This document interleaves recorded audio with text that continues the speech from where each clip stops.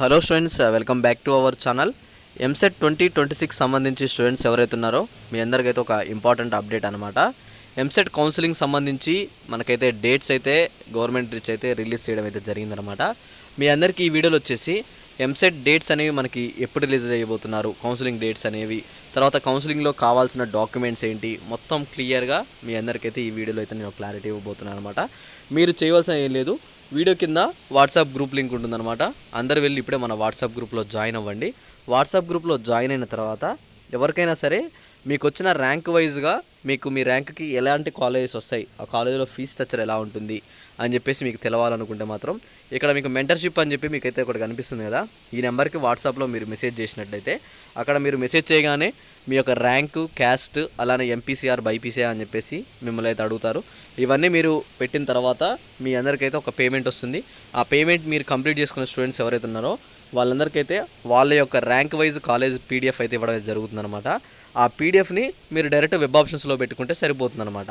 ఒకవేళ లేదు ఇంక ఎక్స్ట్రా కూడా నేను యాడ్ చేయాలనుకుంటున్నా అని అనుకున్న స్టూడెంట్స్ ఉంటే మేము ఇచ్చిన పీడిఎఫ్ అలానే మీరు ఎక్స్ట్రా కాలేజ్ యాడ్ చేసుకుంటే మీకు మంచి కాలేజీలో అయితే సీట్ వస్తాయి. మీకు ఏ బ్రాంచ్లో వస్తుంది ప్రతి ఒక్కటి క్లియర్గా మేము పీడిఎఫ్ సెండ్ చేస్తున్నాం. ఎవరైనా సరే ఇంకా మెంటర్షిప్ తీసుకోకపోతే త్వరగా వచ్చి మెసేజ్ చేసి మెంటర్షిప్ అయితే తీసుకోండి.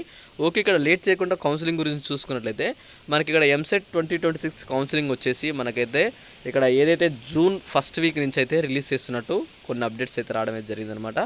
జూన్ 3rd లేదా 4th అయితే మనకి కౌన్సిలింగ్ సంబంధించి ఒక డేట్ అయితే వస్తున్నట్టు మనకైతే గవర్నమెంట్ నుంచి అయితే ఒక అప్డేట్ వచ్చిందనమాట. దాని గురించి క్లియర్గా ఈరోజైతే ఒక ప్రెస్ మీట్ ఉందన్నమాట.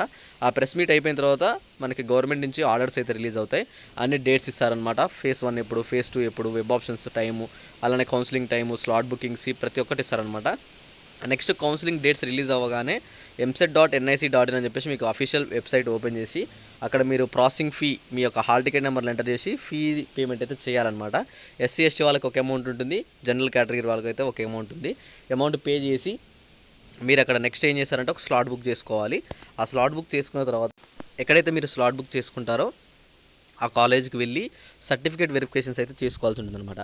ఇక్కడ సర్టిఫికేట్స్ కావాల్సినవి ఏమేంటి అంటే ఆధార్ కార్డ్, అలానే మీ యొక్క ర్యాంక్ కార్డ్, అలానే ఇక్కడ ఇంటర్ షార్ట్ మెమో, అలానే ఇక్కడ బోనాఫైడ్స్ అనేవి గమనించండి. ప్రతి ఒక్క స్టూడెంట్స్వి ఇంటర్ వరకు స్టడీ సర్టిఫికేట్స్ కానీ బోనాఫైడ్స్ కానీ అంటారు, అవి ఉండాలి. అలానే క్యాస్ట్ ఉన్న వాళ్ళకైతే క్యాస్ట్ ఉండాలి, ఇన్కమ్ ఉన్న వాళ్ళకైతే ఇన్కమ్ కంపల్సరీ అయితే ఉండాలి. ఇన్కమ్ లేకపోతే మీకు ఫీజ్ స్ట్రక్చర్ అయితే ఎక్కువ చూపిస్తుంది. ఓకే, ఇవి మెయిన్గా వచ్చేసి అయితే ఈ డాక్యుమెంట్స్ ఉన్నాయి. ఇంకెవరికైనా స్పోర్ట్స్ సర్టిఫికేట్స్ ఇలాంటివి ఉంటే స్పోర్ట్స్ సర్టిఫికేట్స్ కూడా అయితే తెచ్చుకోండి. ఇంకా డాక్యుమెంట్స్ సంబంధించి ఇంకేమైనా క్లియర్గా కావాలనుకుంటే ఒకసారి ఇప్పుడే నాకైతే మెసేజ్ చేసేయండి.